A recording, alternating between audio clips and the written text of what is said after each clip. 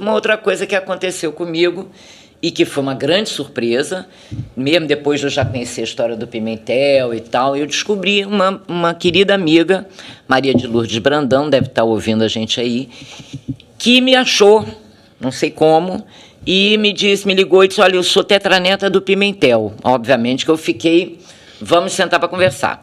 E sentamos, conversamos e descobri, ela é uma escritora, pintora, uma mulher muito talentosa, descende dos Esteves. E ela vivia com uma canastrinha, uma malinha para cima e para baixo, morou na Europa, morou nos Estados Unidos, morou no Brasil, andava sempre com aquele troço para lá, para cá. Um dia falou, vou abrir. E descobriu cartas e documentos que ela nunca tinha visto. Cartas, inclusive, que contavam uma história tenebrosa. A dona Maria Francisca das Dores Pimentel Esteves, depois da morte do Manuel, marido, viúva, né, que ela era viúva, ela era a virtual primeira-dama de Valença. Uhum. Puxava as novenas, puxava as festas da comunidade, enfim, era uma pessoa de grande projeção. Ela teve um filho bastardo. Olha só, ela engravidou, tentaram arrumar um casamento para ela que não rolou, e ela teve essa criança. Isso foi revelado em 1882. Imagina o escândalo. Sim. Imagina. Isso a gente só tem acesso por causa das cartas pessoais. Essas né? cartas que ficaram na malinha da Quer dizer, uma história que essa aí ela tentou esconder, provavelmente. Olha, não deve ter sido ela, porque alguém surrupiou outras cartas da estação de correio de Esteves, uma carta do Visconde Pimentel. Como assim? Tipo um assalto? Conspiração, meu filho. Aí as famílias sabem os seus caminhos, né, para fazer as mutretas, né? Elas sabem. E a Maria Francisca, depois desse episódio, ela foi praticamente banida da vida social. Ela não aparece em nada mais na imprensa. Ela teve que refazer o testamento dela. Ela entregou tudo para os filhos e genros.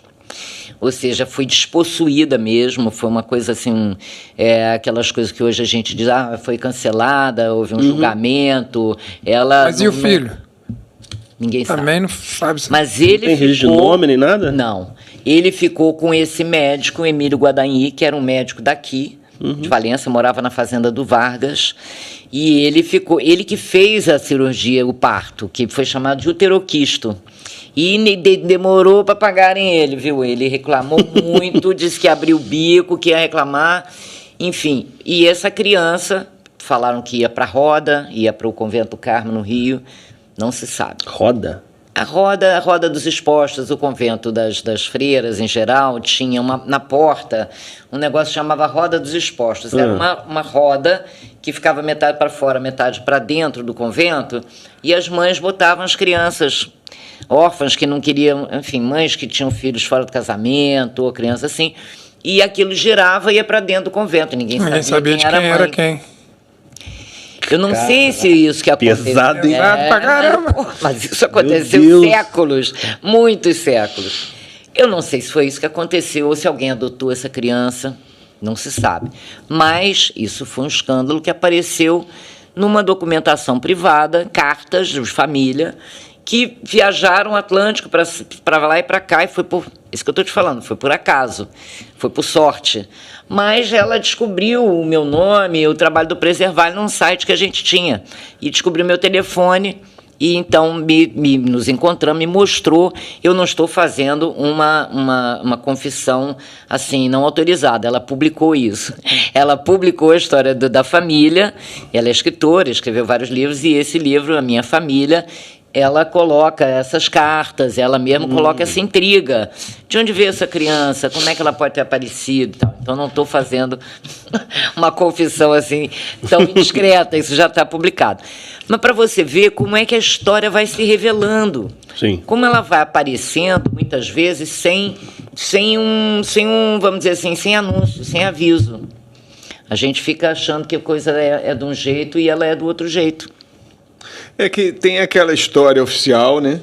A oficiosa, a que deixam passar, e a que fica esquecida, porque às vezes são histórias muito pessoais, familiares, e que não interessa aquelas pessoas daquela época, né? terem tornado público dessa maneira como história.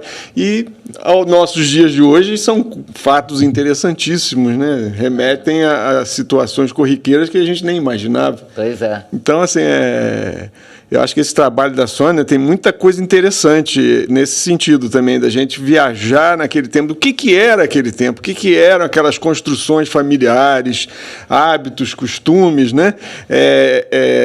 Essas relações de poder, né? Barão, visconde, esposas. Quem eram as esposas no século XIX?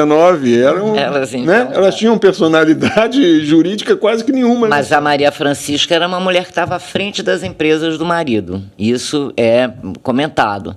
Ela era uma mulher que tinha mão firme. Ela casou aos 14 anos com o Esteves, que tinha 37. Ela teve 11 filhos.